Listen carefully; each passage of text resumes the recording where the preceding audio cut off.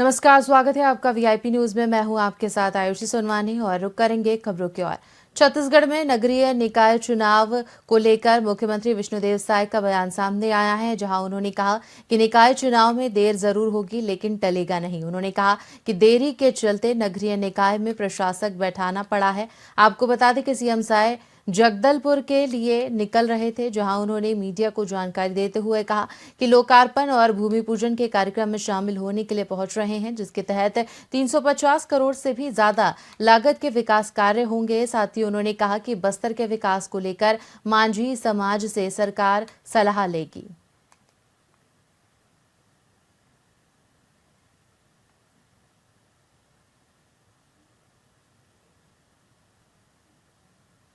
हाँ, सबसे पहले तो समस्त छत्तीसगढ़ वासियों को नववर्ष 2025 की बहुत बहुत बधाई, शुभकामनाएं। सबके लिए वर्ष 2025 मंगलमय हो।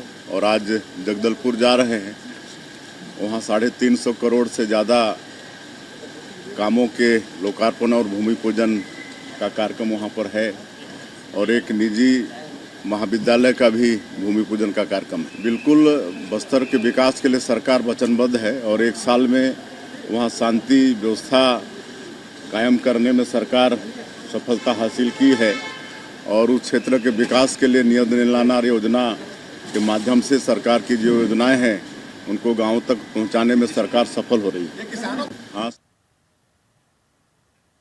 सहायक शिक्षक लगातार समायोजन को लेकर तूता धरना स्थल पर धरना दे रहे हैं। इस बीच छत्तीसगढ़ के पूर्व मुख्यमंत्री भूपेश बघेल का बयान सामने आया है, जिसमें उन्होंने कहा कि नए साल में युवाओं के साथ सरकार ने जो छल किया है बेहद गंभीर है। उन्होंने कहा कि परमानेंट सहायक शिक्षकों को सरकार ने निकाल बाहर कर दिया है, जिसमें 70 से अधिक प्रतिशत बच्चे आदिवासी क्षेत्र से आते हैं। 2897 सहायक शिक्षकों को इस सरकार ने निकाल बाहर किया, जो परमानेंट थे। ये कोई दैनिक वेतनभोगी या संविदा भर्ती के नहीं थे, बल्कि इनकी नियुक्ति पूरी प्रक्रिया अपना के की गई थी। क्योंकि ये भर्ती प्रक्रिया हमारे शासनकाल में शुरू हुई, और उस समय चूंकि न्यायालय में प्रकरण विचाराधीन था, तो क्लास था कि जो न्यायालय के जो आदेश है वो अंतिम होगा। इसके बाद पिछले दिसंबर के बाद सरकार बदली, और उसमें 2 भर्तियां पहले 9 फरवरी 2024 और 7 मार्च 2024 इनके शासनकाल में नियुक्ति हुई। 2 नियुक्ति हमारे शासनकाल में, 2 नियुक्ति इनके शासनकाल में।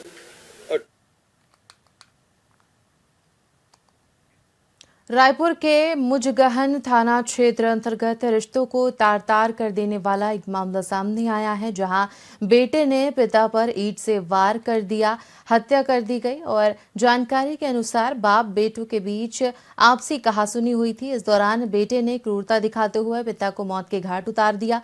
फिलहाल पुलिस ने आरोपी को गिरफ्तार कर लिया है और हत्या की धारा के तहत कार्रवाई शुरू कर दी है। कल थाना मुजगहन में टीआई को सूचना मिला था, जिसमें कांदुल के पास के मरघट के पास एक घर बनाकर एक शर्मा परिवार रह रहा था। उसमें उसका जो बेटा है और पिता दोनों रह रहे थे। परसों रात में दोनों आपस में शराब पिए थे, और शराब पीकर दोनों के बीच में लड़ाई झगड़ा हुआ। आज जिसमें जो पिताजी हैं, जो शर्मा है, वो अपने बेटा को मारपीट कर रहा था। इसी से आक्रोशित होकर उसका जो 24 वर्षीय बेटा है, वो आसपास जो ईंटा पत्थर पड़ा था उससे लेकर के अपने पिता के सर पर वार कर दिया, जिससे उसके स्पॉट पर मृत्यु होगी। प्रकरण में जो आरोपी बेटा है उसको गिरफ्तार कर लिया गया है।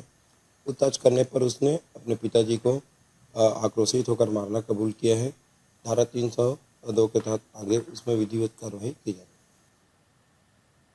राजधानी रायपुर में करोड़ों की ठगी का पुलिस ने भंडाफोड़ किया है। 2 दर्जन से अधिक कारों को बरामद किया गया। जानकारी अनुसार जगमोहन सिंह मशराम नाम के शख्स ने कई लोगों से ठगी की घटना को अंजाम दिया था। वहीं रायपुर एसएसपी लाल उमेद सिंह ने बताया कि आरोपी किराए से ली गई गाड़ियों की फर्जी तरीके से ठगी करता था और 2 दिन पहले ही पुलिस को इसकी सूचना मिली थी, जिसके बाद मामले में त्वरित कार्रवाई करते हुए ठगी के मामलों का खुलासा करते हुए आरोपी को गिरफ्तार कर लिया गया है और ठगी की गई 2 दर्जन से अधिक कारों को बरामद कर लिया गया है। फिलहाल संबंधित धाराओं के तहत मामला दर्ज कर कार्रवाई शुरू कर दी गई है।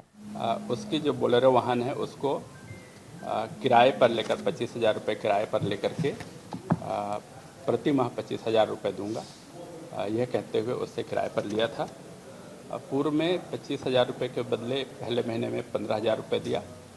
बाद में इसके द्वारा किराया न देते हुए अपने आप को टालम टोल करता रहा और जब प्रार्थी के द्वारा अपनी गाड़ी को दिखाने या मांगने की बात की गई तो उस अंततः अपने उससे संपर्क विच्छेद कर दिया गया। प्रार्थी इसके आधार पर पुलिस के पास रिपोर्ट दर्ज कराने आया, जिस पर सिविल लाइन थाना में धारा 318(4) और 316 BNS के तहत में अपराध पंजीबद्ध कर इसकी विवेचना की गई।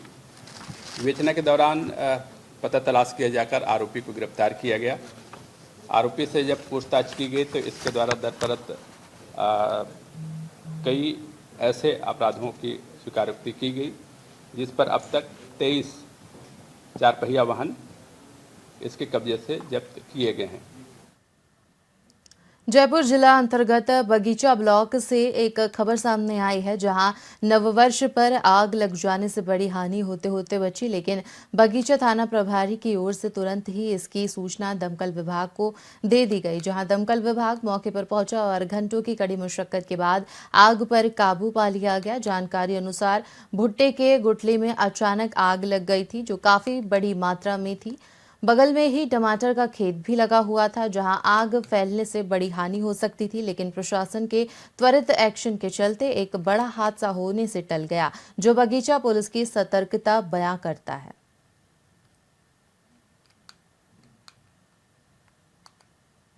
यहाँ वही मकई बोया हुआ था तो उसका छिटका और वो उसमें आग लग गया। टमाटर की तरफ उधर बाड़ी लगा हुआ है, उसमें नुकसान हो सकता है। पंकज गुप्ता झिकी वाले के द्वारा सूचना दिया गया कि मेरे मक्का खेत में आग लग गया है, फायर ब्रिगेड भेजो। तत्काल हमने फायर ब्रिगेड भेजा हूँ और घटनास्थल में पहुंचा, देखा तो उसका जो मक्का तोड़ा हुआ गुत्थी बचा हुआ था उसमें आग लगा दिया गया किसी के द्वारा। अगर वो आग लग जाता तो फिर उसका फसल का और नुकसान होता। टमाटर जिसे लगाया हुआ है तो हमारे फायर ब्रिगेड टीम के द्वारा आग में काबू पा लिया गया है और बुझ गया है। सरगुजा संभाग के सीतापुर अंतर्गत बोड़ा झरिया में 2 हाथियों के आतंक देखा जा रहा है, जिससे आदिवासी लोग रत जगह करने पर मजबूर हो गए हैं। और जहां तक फॉरेस्ट विभाग का मामला आता है तो उच्च अधिकारियों के अतिरिक्त निम्न स्तर के कर्मचारी केवल यहां पर आते हैं तो वो भी हाथियों के विपरीत दिशा में जाते हैं। जहां पर हाथी होते हैं वहां पर जाने की उनकी हिम्मत नहीं होती, और यदि ग्रामीण उनसे कहते हैं कि हाथियों को भगाओ तो वो कहते हैं कि जान हमारी भी है, इसलिए हाथी की दिशा के अपेक्षाकृत दूसरी दिशा में जान बचाकर रहते हैं। उच्च अधिकारी जो हैं अपने घर में सो करके फोन से मशवरा करते हैं और हाथी कहाँ गए, कितने घर तोड़े हैं, कितने मवेशी मारे गए हैं, और सिर्फ वे घर पर बैठे बैठे ही उनकी मुआवजे की बात करते हैं। हालांकि वास्तविक स्थिति से ग्रामीण भी अनजान हैं, क्योंकि उन्हें मालूम ही नहीं है कि सरकार की ओर से किस किस नुकसान में कितनी हानि होने पर उन्हें राशि मिलती है, और जिसका नुकसान हुआ है उन किसानों के हाथों में केवल 2,000 से 3,000 रुपए ही आते हैं।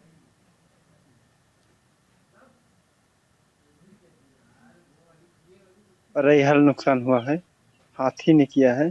2 हाथी थे, यहाँ हो गया है 2-4 दिन से। क्या यहाँ फॉरेस्ट विभाग हमला आया? आते हैं। और रैहल नुकसान हुआ है और आलू भी नुकसान हुआ है। हाँ, बड़ा झुरी जंगल पर है। ये हाथी आते अभी ऐसे है कितना दिन से? आधे छोरी रोजे चाल।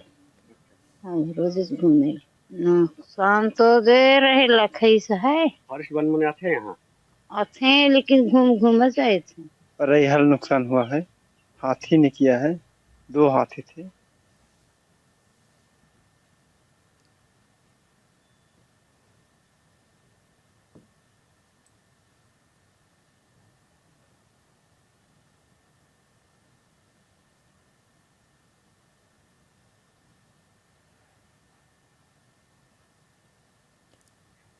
इसी के साथ खबरों में फिलहाल इतना ही। तमाम बड़ी खबरों के लिए देखते रहिए वीआईपी न्यूज। मुझे दीजिए इजाजत। नमस्कार।